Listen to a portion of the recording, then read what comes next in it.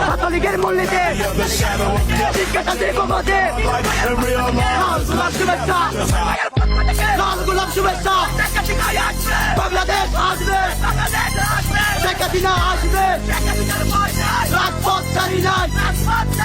শেখ হাসিনার ভয় নাই লাল গোলাপ শুভেচ্ছা মনির ভাইয়ের পক্ষ থেকে মনির ভাইয়ের কাছে চিটা কলেজের মাঠে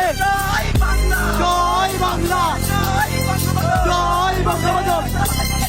আছে আছে আছে শেখ হাসিনা শেখ হাসিনা